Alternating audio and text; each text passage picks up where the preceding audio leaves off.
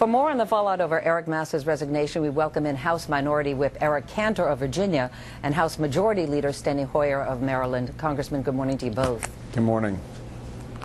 Congressman Hoyer, if I could start with you, I want to ask you directly, was there ever any orchestrated effort by the Democratic leadership to oust Congressman Massa? Absolutely not, period.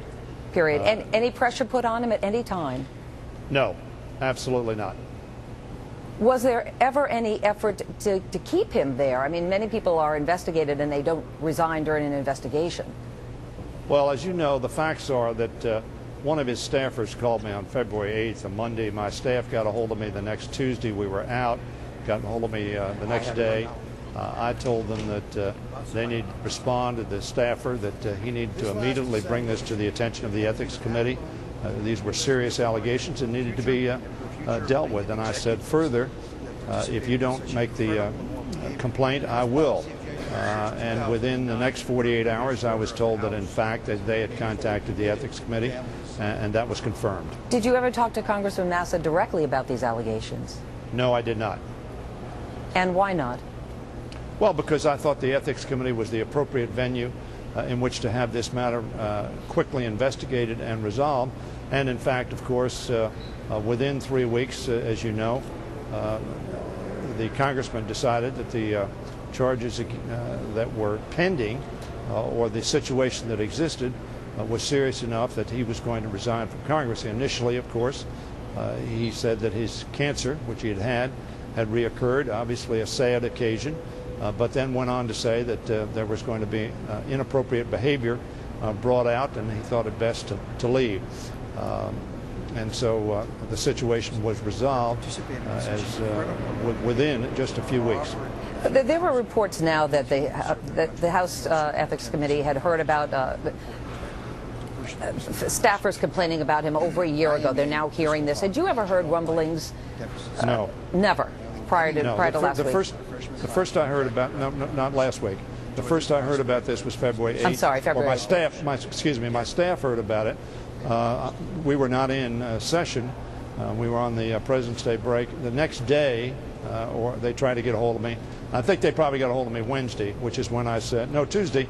I said, get a hold of the staffer. They got a hold of the staffer on Wednesday and indicated that he ought to make immediate complaints to the Ethics Committee so that they could address this matter immediately. It was a serious allegations that were being made. I thought they needed to be dealt with immediately. And of course, as you know, they were. And the result was shortly thereafter, Mr. Massa decided that he was going to resign from the Congress. Let me bring in Congressman Cantor if I can. Some of the Republicans have rallied around Massa as an example of the Democrats trying to ram through health care reform legislation. Do you believe that he was pressured at all to leave Congress? Meredith, I think like most of your viewers this morning, I think I'm a little taken aback and stunned by all of this. And I know that Steny joins me in hoping that the Ethics Committee in Congress looks into this adequately and can get to the bottom of all this. But again, to ask you directly, do you believe that he was pressured by the Democratic leadership? Meredith, I'm just getting the news like you are. So again, I don't know the facts of this at all. I know that the American people are sickened by all of this that has gone on, and I think that the best place for this to be resolved is in the Ethics Committee, and let's get to the bottom of it. But for those Republicans who have rallied around him, Massa, and used him as sort of the spotlight on what they see as the Democrats trying to foist health care reform on this country, do you feel they're making a mistake to use him? Well, again, some may want to involve Mr. Massa or not. I think when we're talking about health care, Meredith, we've got a bill that is going to affect every American, and there's no question that if the bill was a good bill, we'd have an up or down vote right now. And what we're talking about is a process that really is short-circuiting the rules that will try and get a bill passed on a very, very tight vote, a very partisan vote.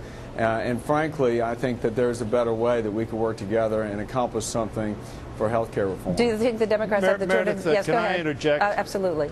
Okay, Meredith, first of all, let me say, I think there were some people that did jump in to try to use this for political purposes. This was a situation that needed to be dealt with immediately. It was, and action has been taken, and the member is now not in Congress.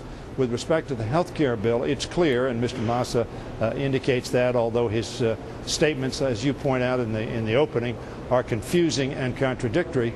he nevertheless points out that he wasn't pressured, that he made this decision himself, that there was inappropriate behavior, and that he took that action. On the health care bill, let us remember this bill passed consistent with the rules with 60 votes through the United States Senate.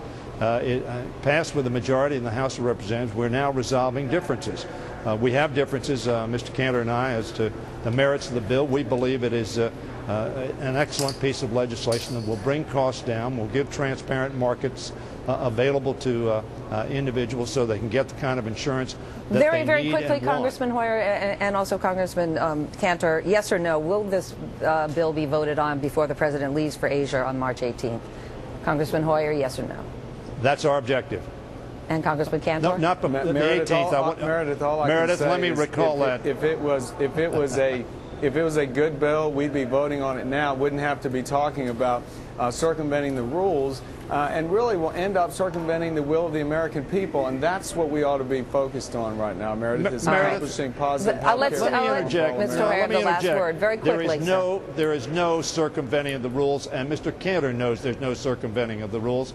And when I said the 18th, we hope to have this vote before we break for the Easter break. All right, House Majority Leader Steny Hoyer, House Minority Whip Eric Cantor, thank you both. To be continued. It is 7:12, and now here's Matt.